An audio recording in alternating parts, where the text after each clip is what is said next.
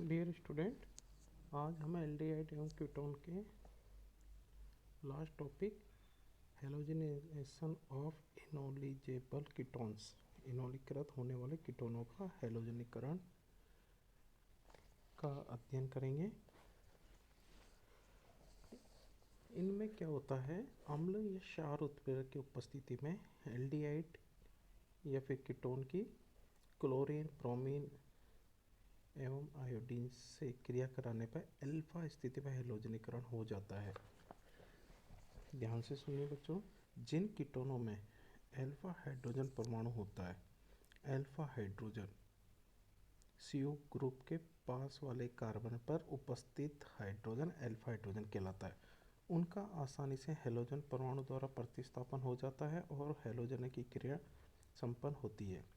यदि अम्ल अथवा क्षार उत्प्रेरक का उपयोग किया जाए तो अभिक्रिया का वेग बहुत बढ़ जाता है और प्रतिस्थापन केवल अल्फा कार्बन पर ही संपन्न होता है।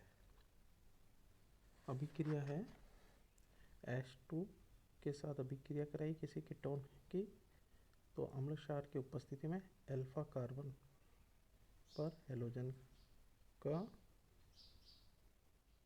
प्रतिस्थापन हो जाता है। यह कीटोनों के दो गुणों को इंगित करती है बच्चों। पहला है कीटोनों के अल्फा हाइड्रोजन परमाणु की अम्लीय प्रकृति को, दूसरा है कीटोनों के इनोलीकरण की प्रवृत्ति को। हम यहाँ पर दो माध्यम में विक्रिया कराएंगे, अम्लीय उत्प्रेरक हेलोजनीकरण और क्षार उत्प्रेरक हेलोजनीकरण। फर्स्ट नंबर पे है अम्ल उत्प्रेरक की हेलोजनीकरण। अम्ल उत्प्रेरक की उपस्थिति में एक मंद पद द्वारा पहले कीटोन का इनोलीकरण होता है, फिर तीव्र पद द्वारा उसका हेलोजनीकरण होता है। इसकी क्रियाविधि में अम्ल उत्प्रेरक हेलोजन के क्रियाविधि में बच्चों ध्यान से देखना, प्रथम पद में कार्बोनिल समूह के प्रोटोनीकरण से ऑक्सोनियम आयन बनता है। कार्बोनिल कार्बन पर धनावेश में अधिकता के कारण अल्फा कार्बन से प्रोटॉन का निष्कासन होता है। यह इनोल मध्यवर्ती, जो इसमें इनोल बना है, मध्यवर्ती ब्रोमीन के साथ तीव्रता से क्रिया करके प्रोटोनीकृत हेलो कीटोन बनाता है, या हेलोजन के साथ तीव्रता से क्रिया करके प्रोटोनीकृत हेलो कीटोन बनाता है, जो प्रोटॉन का त्याग करके हेलो कीटोन प्राप्त होता है। इसमें ध्यान रखना बच्चों, मध्यवर्ती इनोल प्राप्त होता है। अगली है क्षार उत्प्रेरक हेलोजनीकरण, बेस कैटेलाइट हेलोजनीकरण। क्षार उत्प्रेरक की उपस्थिति में पहले एक मंद पद में इनोलेट आयन या इनोल बनता है, फिर तीव्र पद में इस इनोलेट आयन या इनोल का हेलोजनीकरण होता है। ध्यान देना बच्चों, इसके अंदर क्षार उत्प्रेरक जो हेलोजनीकरण होता है, क्षार की उपस्थिति में अल्फा हाइड्रोजन युक्त कीटोन का हेलोजनीकरण तीव्रता से होता है। पहले धीमे पद में इनोलेट आयन बनेगा, फिर तीव्र पद में हेलोजन की क्रिया होती है। अगला हम कार्बोनिल यौगिकों में कुछ महत्वपूर्ण अभिक्रियाएं पढ़ेंगे। तो कुछ महत्वपूर्ण अल्फा बीटा असंतृप्त कार्बोनिल यौगिक, few important unsaturated carbonyl compound. पहला है एक्रोलीन के बारे में हम स्टडी करेंगे। तो एक्रोलीन कैसे बनाई जाती है? ग्लिसरॉल के निर्जलीकरण से। जब ग्लिसरॉल को पोटेशियम हाइड्रोजन सल्फेट के साथ में गर्म करते हैं तो ग्लिसरॉल का निर्जलीकरण होकर के एक्रोलीन बनता है। दूसरा है जब एलिल अल्कोहल होता है CH2CH CH2OH, तो मतलब CH2 double bond CH CH2OH को मैग्नीज डाइऑक्साइड अथवा निकल पेरोक्साइड के साथ ऑक्सीकृत कराया जाता है तब भी एक्रोलिन प्राप्त होता है।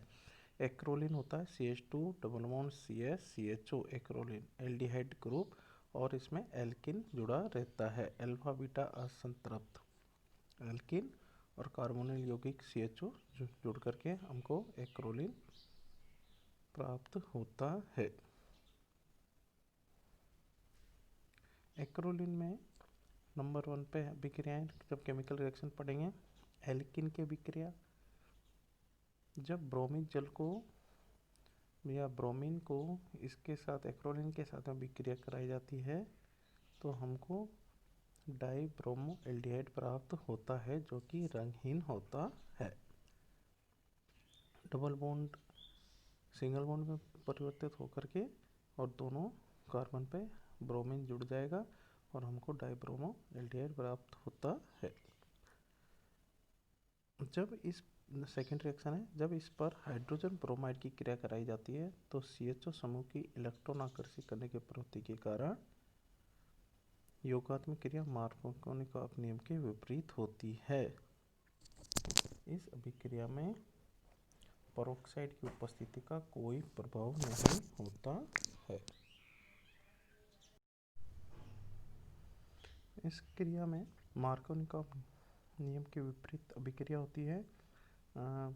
HBr के साथ में जब एक्रोलिन की अभिक्रिया कराई जाती है तो ब्रोमीन उस कार्बन पर जुड़ेगा जहाँ पर हाइड्रोजन की संख्या अधिक होगी, तो CH2 के साथ ब्रोमीन जुड़ जाएगा, तो ये क्रिया मार्कोनिकॉफ नियम के विपरीत होती है।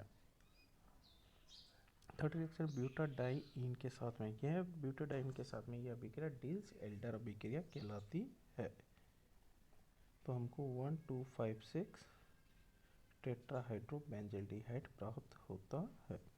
फोर्थ नंबर है ऑक्सीयम टेट्राऑक्साइड और हाइड्रोजन पेरोक्साइड के साथ क्रिया करने पर इसका हाइड्रोक्सिलीकरण हो जाता है और ग्लिसरॉल्डिहाइड प्राप्त होता है जो अपचयित होकर ग्लिसरॉल बनाता है। ग्लिसरॉल होता है CH2 CH2 और तीनों कार्बन पर OH ग्रुप जुड़ा होता है।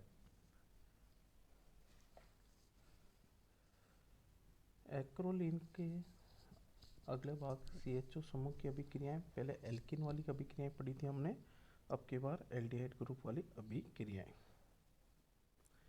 यह सामान्य एल्डिहाइड की अभिक्रिया देता है। फर्स्ट नंबर की अभिक्रिया है हाइड्रोजन साइनाइड के साथ में अभिक्रिया। हाइड्रोजन साइनाइड के साथ अभिक्रिया करके CH2 डबल बॉन्ड CH प्राप्त होता है। यानी हाइड्रोजन साइनाइड के साथ में जब इसकी एक्रोलिन की अभिक्रिया कराई जाती है तो हमको साइनोहाइड्रिन प्राप्त होता है। सेकेंड है फेनिल हाइड्रोजन के साथ, फेनिल हाइड्रोजन होता है CH5NH2। हाइड्रोजन के एक हाइड्रोजन के स्थान पर फेनिल ग्रुप जुड़ने पर इसका नाम पड़ जाता है फेनिल हाइड्रोजन के साथ। अभिक्रिया का नाम हमको फेनिल हाइड्रोजन प्राप्त होता है। अमोनिया में सिल्वर नाइट्रेट को अपचयित कर रजत दर्पण बनता है। इसमें अमोनिया का सिल्वर नाइट्रेट के साथ में अभिक्रिया करने पर हमको रजत दर्पण प्राप्त होता है। अपचयन, एल्युमिनियम आइसोप्रोपाइट के साथ में अपचयित होकर मेरुइन पॉन्ड्रोफ वलय अभिक्रिया होती है, अपचयन होता है तथा एल्किल अल्कोहल प्राप्त होता है। CH2 CH एक्रोलिन का जब हम एल्युमिनियम आइसोप्रोपाइट के साथ में अपचयित कराया जाता है तो हमको allele alcohol CH2 double bond CH2OH प्राप्त होता है। और यदि हम अपचयन सोडियम मरकरी की उपस्थिति में अपचयन कराते हैं तो हमको 1 प्रोपेनॉल प्राप्त होता है। सोडियम और मैग्नीशियम या मरकरी की उपस्थिति में जब अपचयन कराया जाता है तो हमको 1 प्रोपेनॉल प्राप्त होता है। मैग्नीशियम अम्ल के साथ अपचयन कराने पर एक्रोलिन के द्विव अणु का अपचयन होता है। CH2 double bond CH2O CH2CH होकर द्विव अणु का अपचयन होकर हमको हेक्स 15 डाइन 3,4 डायोल प्राप्त होता है। ओजोनी अपघटन, अल्फा बीटा असंतृप्त एल्डिहाइड असामान्य ओजोनी अपघटन दर्शाते हैं तथा हमको फॉर्मिक एसिड और फॉर्मेल्डिहाइड प्राप्त होता है।